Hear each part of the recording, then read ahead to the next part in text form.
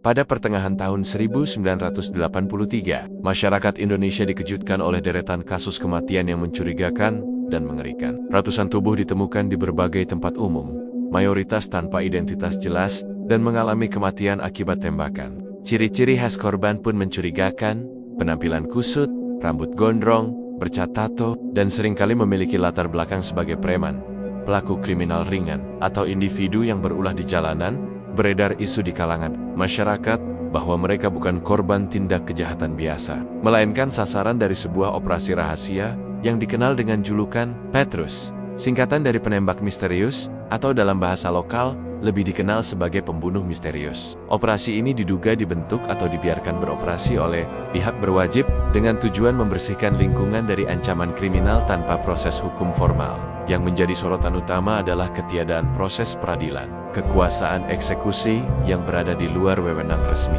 dan keterlibatan pihak-pihak yang tidak bisa dipertanggungjawabkan secara terbuka. Kasus Petrus dikaitkan dengan masa pemerintahan Orde Baru, saat keamanan dan ketertiban menjadi prioritas utama. Masyarakat pun berada dalam situasi takut dan cemas. Setiap pagi, terjadi kejutan baru. 1 atau 2 tubuh ditemukan di pinggir jalan, dekat area pasar, atau di bawah pohon di Taman Kota. Banyak warga memilih untuk menjauh dari tempat-tempat terbuka, takut menjadi target. Sebagian korban bahkan ditemukan dengan senjata yang masih menyala di tangan, mengindikasikan kematian mendadak tanpa peluang melawan. Meskipun mengerikan, operasi ini menunjukkan efek jangka pendek yang signifikan.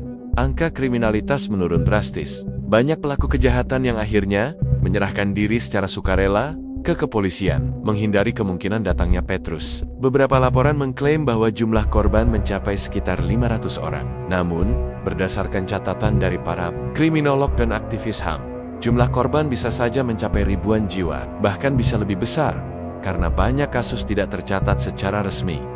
Dari sisi moral dan hukum, kasus Petrus menjadi bahan perdebatan panjang. Di satu sisi, banyak warga yang mendukung tindakan ini karena merasa aman dan terlindungi dari gangguan kejahatan jalanan. Di sisi lain, banyak pihak mengecamnya sebagai bentuk pelanggaran HAM yang berat, eksekusi tanpa pengadilan, dan tindakan kekerasan negara yang tidak terkendali. Kasus Petrus tetap menjadi salah satu momen gelap dalam sejarah keamanan dan kekuasaan di Indonesia. Ia mencerminkan konflik antara keamanan mutlak dan perlindungan terhadap kebebasan dasar manusia. Hingga kini, belum ada pengakuan resmi dari pemerintah mengenai peran negara dalam kasus ini, dan identitas pelaku operasi tersebut tetap menjadi teka-teki yang belum terpecahkan sepenuhnya.